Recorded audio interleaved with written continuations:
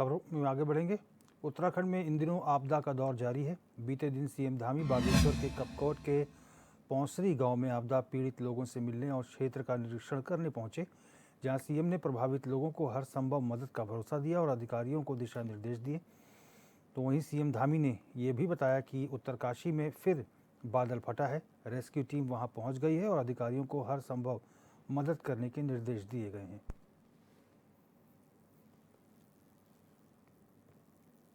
देखिए, मातृ शिशु दर में जो एक हमको उपलब्धि प्राप्त हुई है, हमारा एक शानदार आंकड़ा आया है। निश्चित रूप से ये जो महिलाओं का सुरक्षा और सशक्तिकरण दोनों पर हमने जोर दिया है, तो उसी के परिणाम आने प्रारंभ हुए हैं।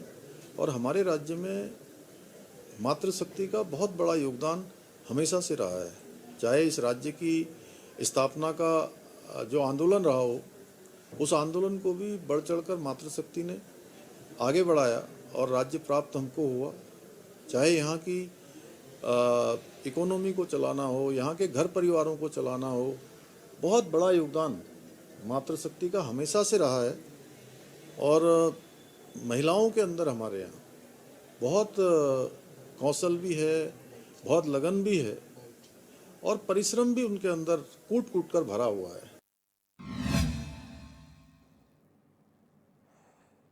मुख्यमंत्री पुष्कर सिंह धामी ने कहा कि मातृ शिशु मृत्यु दर में सुधार राज्य की बड़ी उपलब्धि है, जो महिलाओं की सुरक्षा और सशक्तिकरण पर सरकार के जोर का परिणाम है। उन्होंने कहा कि उत्तराखंड के आंदोलन से लेकर परिवार और अर्थव्यवस्था तक हर क्षेत्र में मातृशक्ति का अमूल्य योगदान रहा है। मुख्यमंत्री ने महिला स्वयं सहायता समूहों और उनके उत्पादों की गुणवत्ता की सराहना की और कहा कि उनकी मांग आज देश और दुनिया में बढ़ रही है।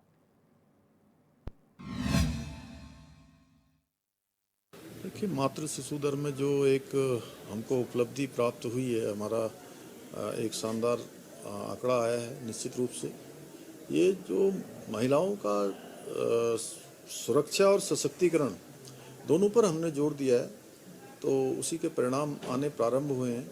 और हमारे राज्य में मातृशक्ति का बहुत बड़ा योगदान हमेशा से रहा है। चाहे इस राज्य की स्थापना का जो आंदोलन रहा हो, उस आंदोलन को भी बढ़ चढ़कर मातृशक्ति ने आगे बढ़ाया और राज्य प्राप्त हमको हुआ। चाहे यहाँ की इकोनॉमी को चलाना हो, यहाँ के घर परिवारों को चलाना हो, बहुत बड़ा योगदान मातृशक्ति का हमेशा से रहा है।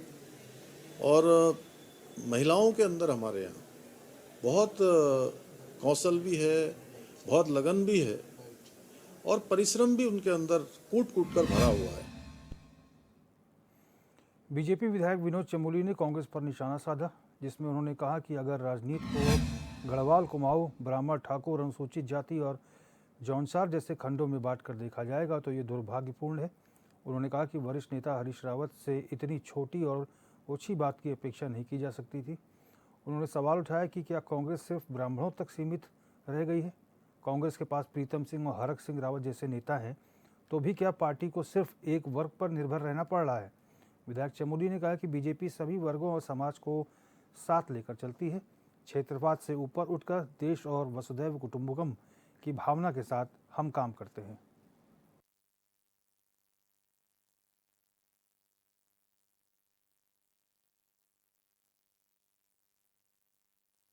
अब उत्तराखंड को भी अगर हम गढ़वाल, कुमाऊं, ब्राह्मण, ठाकुर, शेड्यूल कास्ट, जौनसार इसमें बांटेंगे तो फिर उत्तराखंड बनाने का औचित्य क्या रहा।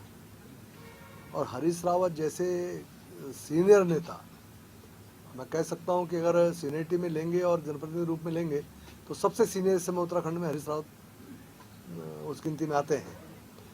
अब वो इतनी छोटी बात करेंगे, इतनी ऊंची बात करेंगे, उनसे अपेक्षा नहीं की जा सकती है। क्या कांग्रेस सिर्फ ब्राह्मणों तक सीमित रह गई है क्या कांग्रेस में ठाकुरों का विश्वास नहीं रहा? या कांग्रेस सिर्फ कुमाऊं तक सीमित रह गई, गढ़वाल के लोगों का विश्वास नहीं रहा? या जौनसार जहाँ से अपना जिला पंचायत का वो उपाध्यक्ष बनाकर लाए हैं और वहाँ पर उनके पास प्रीतम सिंह जैसे लीडर हैं, तो क्या उनके होते हुए उनको ब्राह्मणों पर निर्भर होना पड़ रहा है क्या हरक सिंह रावत जी जिस तरह से कांग्रेस में इस समय आगे बढ़ चढ़कर लीड लिए हुए हैं, तो क्या ठाकुरों पर विश्वास नहीं रह गया है क्या? तो ये बड़ा विचित्र बात उन्होंने मतलब मैं कमेंट भी किस तरह करूं, मेरी समझ में नहीं आ रहा है कि किस तरह की बात उन्होंने कह दी है। और कांग्रेस के अंदर ही निश्चित तौर पर इस पर मंथन होगा कि हरीश रावत जी किस ओर जा रहे हैं। लेकिन मेरा ये मानना है कि भारतीय जनता पार्टी सारे समाज को साथ लेकर चलती है, सभी वर्गों को साथ लेकर चलती है, क्षेत्रवाद से ऊपर उठकर चलती है। उत्तराखंड में लंबे समय से ये चर्चा होती रही है कि राज्य बनने के मूल उद्देश्यों में से एक था पहाड़ों को मजबूत करना और वहाँ की व्यवस्था को वहीं से संचालित करना। लेकिन आज भी अफसरशाही का बड़ा हिस्सा देहरादून में ही सिमटा हुआ है। वहीं बीजेपी विधायक विनोद चमोली ने इस मुद्दे को लेकर कहा है कि ये विषय केवल कमिश्नर तक सीमित नहीं है, बल्कि पूरे सिस्टम से जुड़ा हुआ है। उन्होंने कहा कि उत्तराखंड का संचालन राजधानी देहरादून से हो रहा है, जबकि अधिकांश वरिष्ठ अधिकारियों के मुख्यालय पहाड़ में निर्धारित हैं, मगर वो वहाँ बैठते ही नहीं। उन्होंने कहा कि ये परंपरा रही कि जब कोई बड़ा सवाल उठाया जाता है या विरोध होता है, तब अधिकारी पहाड़ों की ओर रुख करते हैं। उन्होंने साफ का कहना है कि अगर पहाड़ों को जीवित रखना है तो वहाँ की पूरी प्रशासनिक व्यवस्था को वहीं से ही संचालित करना होगा।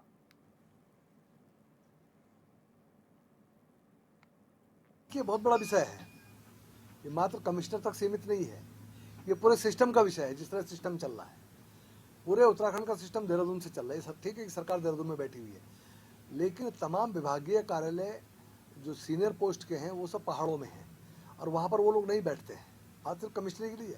जब हम कोई हल्ला करेंगे, कोई बात उठाएंगे, तब कमिश्नर वहाँ जाएगा। मैं इस बात से सहमत नहीं हूँ।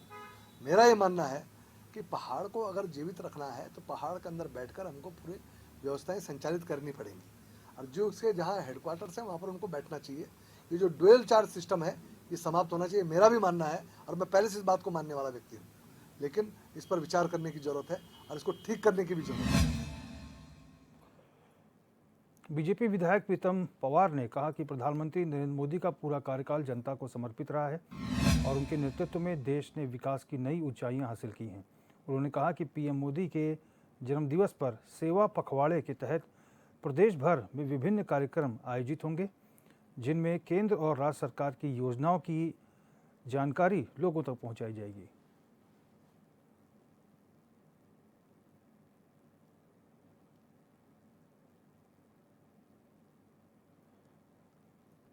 हाँ, निश्चित तौर पर जो सेवा पखवाड़ा का कार्यक्रम है, माननीय प्रधानमंत्री जी नरेंद्र मोदी जी के जितने अब तक का उनका कार्यकाल रहा है, जनता को समर्पित रहा है, और जिस तरह से देश में आज विकास की गति में बहुत ज़्यादा रफ्तार पकड़ी है, और हम कह सकते हैं कि विश्व में हम एक आर्थिक शक्ति के रूप में बहुत मजबूती से खड़े हो रहे हैं, और उनके नेतृत्व में देश विकास कर रहा है।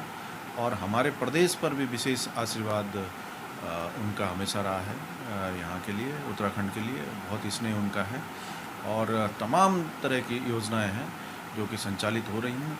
इस सेवा पखवाड़े में जितने भी हमारी भारत सरकार की योजनाएं हैं, हमारे राज्य सरकार की योजनाएं हैं, धामी जी के नेतृत्व में जिस तरह से ऐतिहासिक फैसले लिए जा रहे हैं, उनके अंतर्गत तमाम लोगों को इन योजनाओं के बारे में जानकारी दी जाएगी।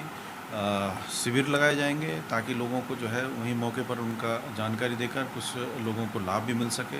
तमाम तरह के कार्य होंगे, प्रतिवर्ष होते हैं, हर समय पर यूँ तो निरंतर हम लोग करते रहते हैं, और स्वच्छता के कार्यक्रम संचालित होंगे, रक्तदान होगा, जो शिविर हैं, स्वास्थ्य शिविर हैं, वो लगाए जाएंगे प्रत्येक क्षेत्रों में, और इस तरह के तमाम तरह के और जनहित के।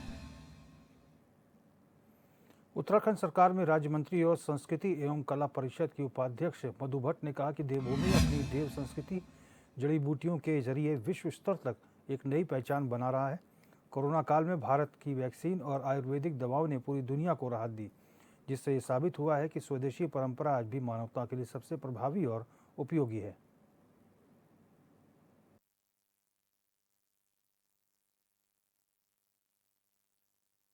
बिल्कुल, निश्चित रूप से देखिए हमारे जो स्थानीय लोग हैं, हमारे उनको जो घरेलू उत्पाद है उसको बढ़ावा मिलेगा और साथ में उससे क्या बोलते हैं, एक तो स्वास्थ्य के लिए भी सही है, दूसरा हमारी आर्थिकी भी है उससे भी बढ़ेगी और एक उसको जिस प्रकार से आज देख रहे हैं पूरा जो विश्व है वो यहाँ की जो हमारी जो घरेलू उत्पाद की जो चीज़ें हैं, चाहे हमारा कौदा, झंगोरा, मंडवा, जो भी हमारे स्वदेशी उत्पाद है उनको लेकर आज पूरा विश्व जागरूक हो रहा है और उसको अपना रहा है, स्वस्थ भी हो रहा है। कोविड के समय में सभी ने देखा है किस प्रकार से हमारे जो काढ़ा रहे हैं, जो काढ़ा मैं कहूँगी उस पर वो भी पूरा विश्व देख रहा है। अभी हमारी कोविड जो वैक्सीन रही है उसको सबने अपनाया है। तो हमारी घरेलू जो हमारी स्वदेशी चीज़ें हैं वो वैज्ञानिक ता पे भी आधारित है।